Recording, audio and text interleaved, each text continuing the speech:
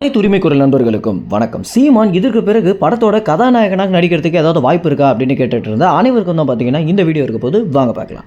கட்சி ஆரம்பித்த பிறகு முழு நேர அரசியல்வாதியாக மட்டும்தான் இருக்கணும் அப்படின்ற காரணத்தினால சீமான் பார்த்தீங்கன்னா எந்த ஒரு படமும் நடிக்காம தான் இருந்தார். நிறைய இயக்குநர்கள் அவர் அணுகியும் கூட இல்லை எனக்கு அரசியலில் நிறைய வேலைகள் இருக்குது அப்படின்னும் நிறைய தொகுதிகளை போய் நேரடியாக பார்க்க வேண்டியது இருக்குது அப்படின்ற காரணத்தினால எல்லா வாய்ப்புகளுமே பார்த்தீங்கன்னா வேணாம் தான் சொல்லிட்டு இருந்தார்.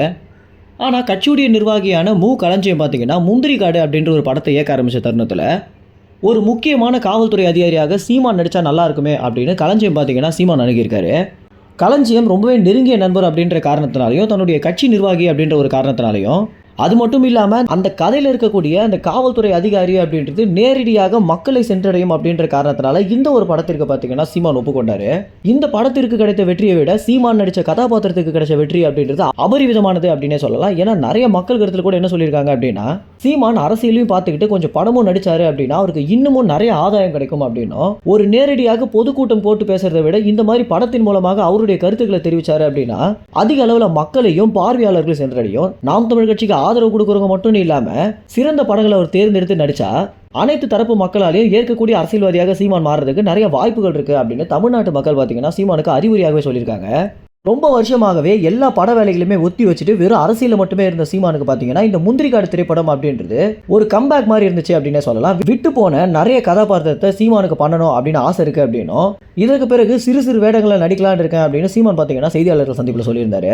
ஆனால் எதுவாக இருந்தாலும் 24 தேர்தலுக்கு பிறகுதான், ஏன்னா 24 தேர்தலை பொறுத்த வரைக்கும் நாங்கள் 1 கோடி வாக்கு வாங்கணும் அப்படின்றது இலக்காக வச்சு ஓட்டிக்கிட்டு இருக்கோம் அப்படின்னும் 24 தேர்தலுக்கு பிறகு நிறைய படங்களை நீங்க என்ன பார்க்கலாம் அப்படின்னும் சீமான் பார்த்தீங்கன்னா தமிழ்நாட்டு மக்களுக்கு சொல்லியிருந்தாரு.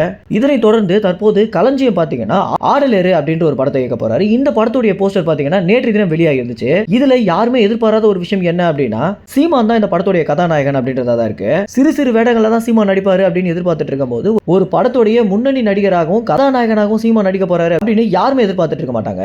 இந்த ஒரு விஷயம் அப்படின்றது திமுக கட்சிக்கு கிடைச்சிருக்கக்கூடிய ஒரு பெரிய அடி அப்படின்னே சொல்லலாம். ஏன்னா விளம்பர அரசியல் மட்டுமே பண்ணிட்டு இருக்கக்கூடிய திமுக கட்சிக்கு இந்த மாதிரி ஆப்போசிட்டாக சீமானும் படம் நடிச்சு ஒரு பக்கம் அரசியல் பண்ணாரு அப்படின்னா அவருக்கு கிடைக்கக்கூடிய ஆதரவு அப்படின்றது திமுக கட்சியை விட அதிகமாகவே இருக்கும் அப்படின்றது உணர்ந்த காரணத்தினாலதான் திமுக கட்சியின் தலைவரான ஸ்டாலினுடைய மகனான உதயநிதி ஸ்டாலின் பார்த்தீங்கன்னா ரொம்பவே கடுப்பாகியிருக்காங்க. இன்னொரு தரப்பு மக்கள் என்ன சொல்றாங்க அப்படின்னா நிறைய படங்களையே இவங்க விடாம அவங்களுடைய கைக்குள்ள வச்சுட்டு இருக்கும் போது சீமான் நடிக்கக்கூடிய படத்தை எப்படி விடுவாங்க அப்படின்னும் இதுக்கு நிச்சயமாக நிறைய பிரச்சனைகள் வரும் அப்படின்னு தான் இன்னொரு தரப்பு மக்களும் விமர்சனம் வச்சிருக்காங்க. மேலும் இந்த தகவல் குறித்து என்ன நினைக்கிறீங்க அப்படின்னும் சீமானுடைய படத்தை வெளியிடுறதுக்கு இவங்க ஏதாவது பிரச்சனை பண்ணுவாங்களா அப்படின்ற உங்க கருத்துக்களை கமெண்ட்ஸ்ல தெரிவிங்க. நன்றி, வணக்கம்.